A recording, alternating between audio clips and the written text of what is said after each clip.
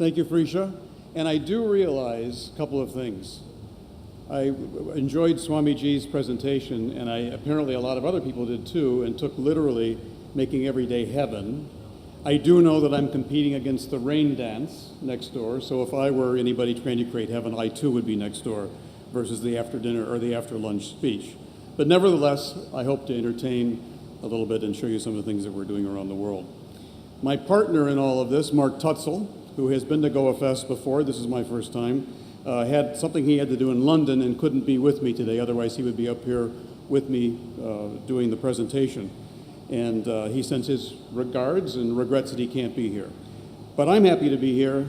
I've been to India many, many times. Those of you who know me know how much I love it. And I'm particularly pleased to be at Goa for the first time for this event. And what I'm happy to talk to you about today is the growing importance of integration and segmentation in our business.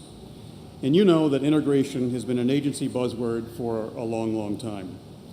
But as you all know, doing it, saying it and doing it are two different things. And doing integration right is the most crucial thing. As the marketing and business landscape becomes ever more complex, we can reach people in so many new ways. The need for a brand's message to be clear and consistent is absolutely vital. At the same time, the world's biggest and smartest companies are looking toward the global agency networks that can truly deliver on effective, holistic marketing. We're very thankful that more and more of these companies like IKEA, Chevrolet, Pfizer, and the like are asking us, they're asking Leo Burnett to help create the big platform ideas and execute these integrated efforts throughout the world. They come to us because of our track record on creating holistic campaigns for our longtime clients like Coca-Cola, P&G, Kellogg's, McDonald's, Samsung, and so many more.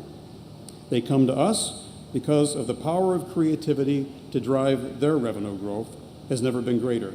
And our creative teams around our network are creating some of the most memorable and awarded campaigns in the world.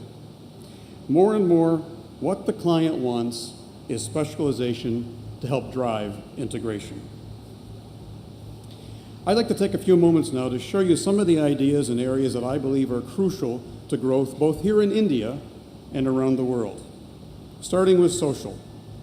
Social is obviously one of the fastest growing and most promising areas in marketing today. But it's also been a tough nut for many of us in this business to crack. With the acquisition of a social media firm, Holler, in London last year, we're fine-tuning our approach to social around our network.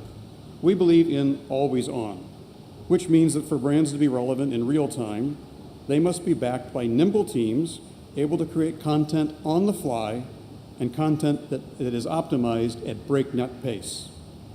We're applying this to Samsung, which in an industry first, I'm proud to say, named us its Global Social AOR. Let's take a look. Samsung has a massive footprint, reaching around the globe. Great for global market share, but a huge challenge for managing a consistent and integrated social media program. Until recently, their issues included a cluttered social landscape with over 3,000 Facebook pages alone, poor brand identity, and no visual or narrative consistency. The solution? Building the world's first global social media center, a community of 47 markets connected by 6 regional hubs and a global center. Leo Burnett and ARC lead the Social Media Center, working hand in hand with Samsung's key global agencies. The global team is staffed with dedicated subject matter experts. Regional teams provide leadership and program enhancement, and local teams handle day-to-day social media activities. Together, they manage 6 work streams that share services around the globe. In just 12 months, the SMC created a collection of social tools that have accelerated best practices dramatically. They conducted a social shopper study that identified human needs and motivations around social media. They standardized community management across 47 markets, published the company's first social media playbook, developed design toolkits, guidelines, and image banks for Facebook, YouTube, and Twitter, created an ongoing thought leadership newsletter, and deployed social measurement tools for use in all markets. The result? Samsung now has fewer, more consistent pages, supported by seamless, integrated content. Facebook fans have doubled in 6 months, and positive word of mouth has tripled. With the social media center in place, Samsung can now focus on creating brand-building social campaigns, so their global reach and social impact can expand together.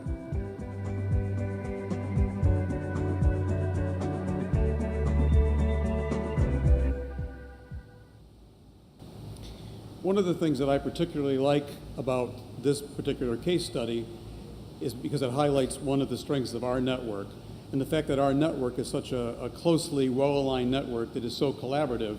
We use the power of that to help repair some of the disunity in the social approach that Samsung had in this, which really comes through when you look at the work in hindsight, knowing where we started and where we ended up. And it was a result of the way that our network works together on our clients' issues around the globe. Next, I want to show you a very important platform idea and the largest, most integrated, it's an example for Coca-Cola, and one of the largest, most integrated campaigns in Coke history that had mobile at its heart. Our Arctic Home campaign became the first campaign to connect Coca-Cola's corporate responsibility goals with the equity of its core brand, and it has become a model for Coke, creating big, global, galvanizing experiences that they've used in other cases going forward. Let's have a look.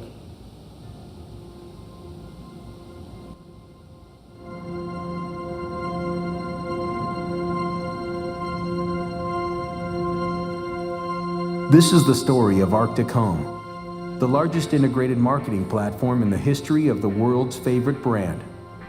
For decades, the iconic polar bear has been a part of Coke's holiday heritage.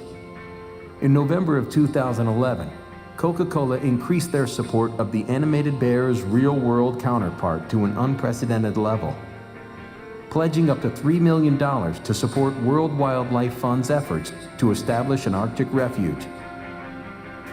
To symbolize this commitment, for the first time in history, the iconic red Coca-Cola can was turned white, along with caps on all Coke products.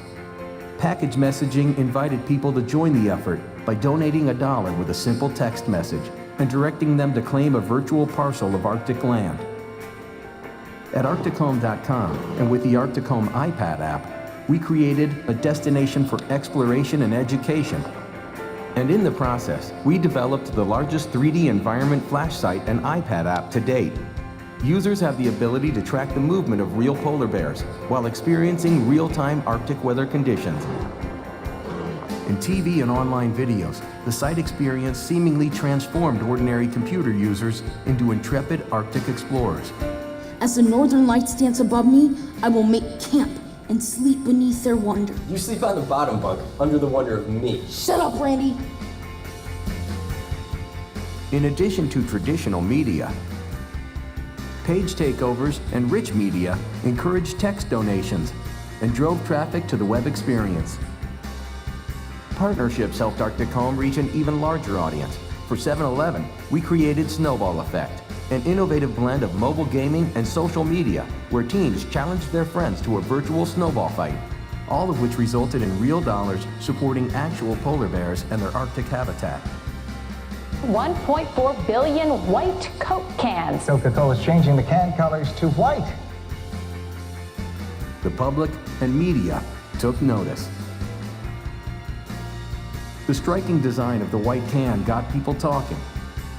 This bold decision also stirred controversy, resulting in even greater awareness and an overwhelming show of support. With an unprecedented reach and scale, this is only the first year of a 3-year effort. Arctic Home has inspired millions of people to come together, so the polar bear always has a place to call home.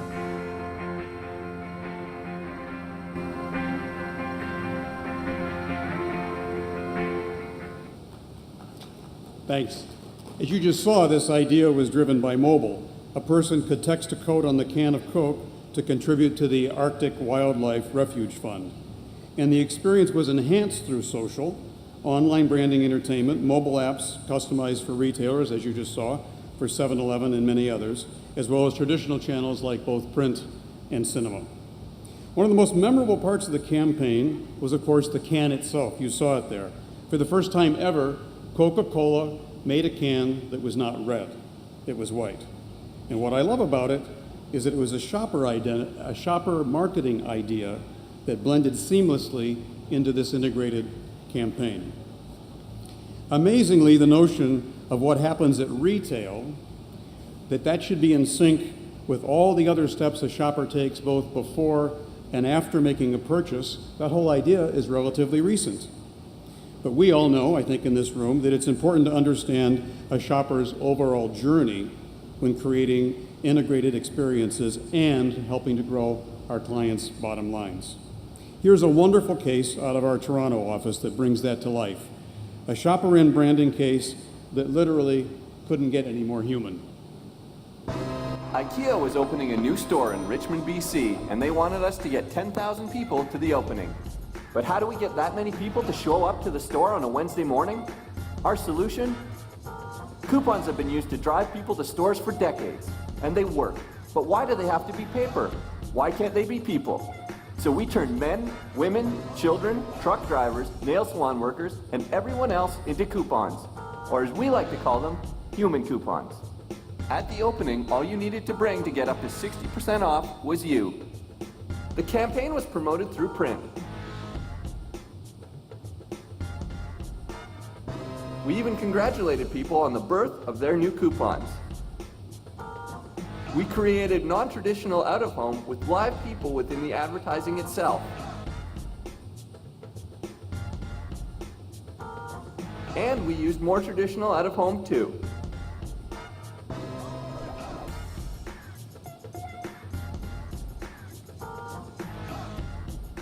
In the week leading up to the store's opening, we hid human coupons all over the Vancouver area.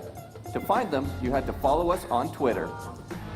Once you discovered a coupon's location, you had to hit the streets to find it. And when you did, you received up to $1,000 to spend on opening day.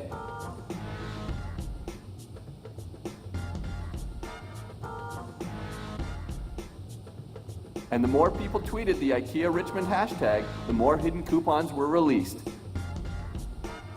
The IKEA Richmond opening was a massive success.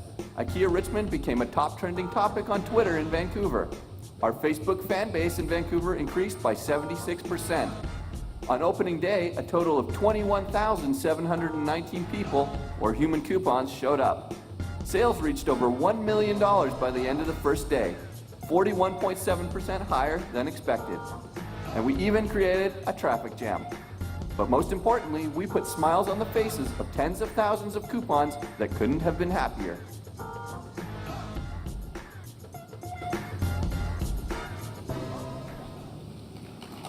Thanks.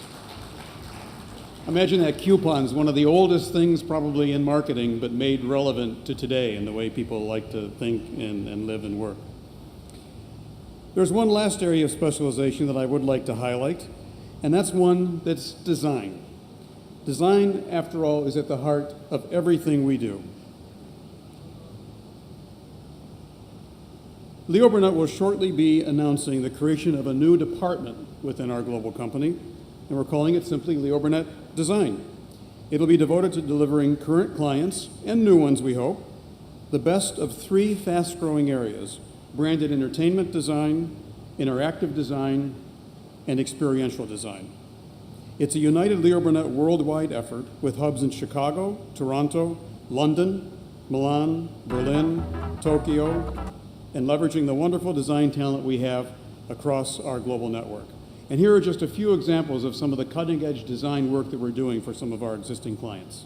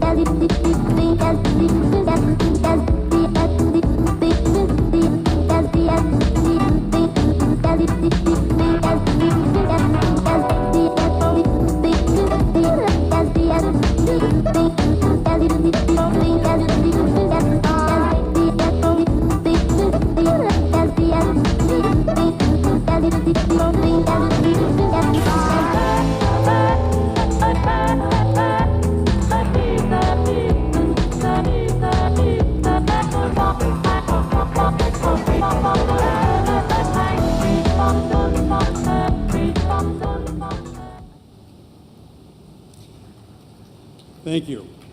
Now, one of the last things I want to show you is work from, well, of course, I was about to say one of my favorite clients. Of course, all of our clients are my favorite clients. But we do a lot of work for McDonald's. We're very privileged to do that around our network. And I think one of the spots that we do some of our very best work is in London. So I want to show you a case from there. And it's a case that kind of demonstrates what's possible when you have all of these elements together, all of these ways to specialize and segment applied against one client. And it does it pretty well in this case with TV, from TV to online to social to experiential. And it's one of my favorites. So let's take a look. During the summer of 2012, it seemed every brand was associating themselves with Olympic athletes. So, as official restaurant of London 2012, McDonald's faced the challenge of standing out. We realised that it's not just the athletes, but everyone who makes the Olympics the greatest show on earth.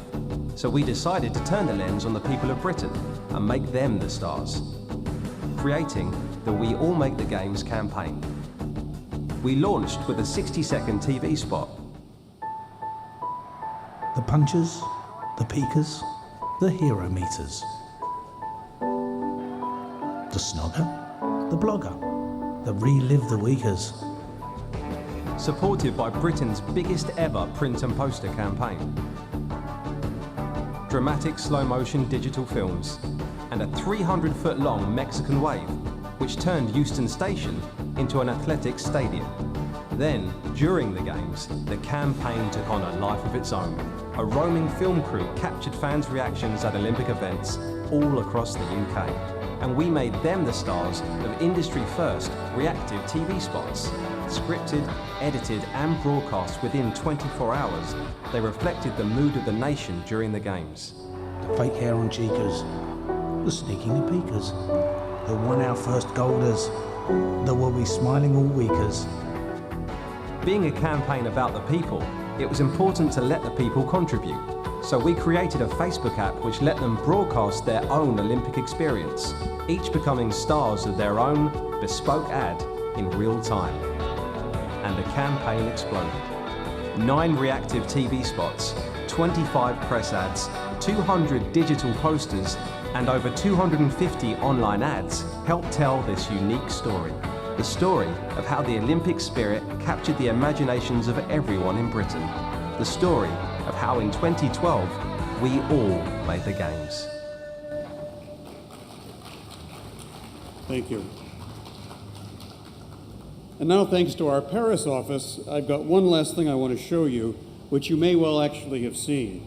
It was this spot that I'm going to show you was launched about 2 weeks ago, and already we have over 4 million views on YouTube, and it's already been talked about as being the most viral ad of 2013. We call it Emma. Take a look. Emma. Huh? Emma. Emma. Emma. Emma. Emma.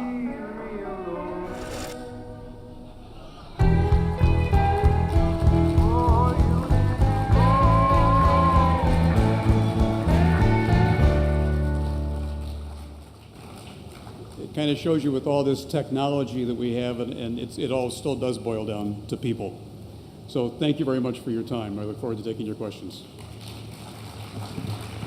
We'll get to questions from the floor. These have been, we've got a short list of about 4 questions. The first is from Seema. Are causes becoming a new tool for marketing by brands? Are what? Causes. Causes? I think she's from the Arctic home, I guess they're talking about. Yeah. No, causes can be a very important thing for a lot of brands, particularly when it comes to brands wanting to humanize their approach with people. And you know, as brands try to become popular brands and brands of the people, they want to make sure that they understand people and their behavior and the purpose that their brands can play in people's lives. So if it's in the case of Coke, understanding that people care about the polar bears. A lot of people care about that, want to find a way to support that, or any other cause that a brand might stand for. It's a way of connecting with people, and it's understanding your customer base and knowing what they care about, and then making sure that you're supporting the things that people care about today and helping give more brand value. Do you think there's a layer that more and more consumers now care about authenticity and causes as a way of getting it there? Say that again? Is it that consumers now care more about authenticity in brands, and to that end, I think Coke is a fine example of how they've really built their authenticity over years? Yeah, I think that authenticity is absolutely key because, as we all know, I think today, you can't fake things. That's the great thing about technology, I think, on many levels, not just our marketing and communication level. But the fact that you can't fake things, and the moment you do, you're found out, as you should be. So being authentic and real are the kind of things that give brands true value and help people or help brands truly connect with people, being authentic. Thank you. The next question that we have is from Amisha Berry of EduComp. It goes, typically, a lot of clients work with specialist agencies, creative, digital, media, etc. How does one leverage best all the agencies in developing seamless integrated communication, having uniformity in messaging and communication?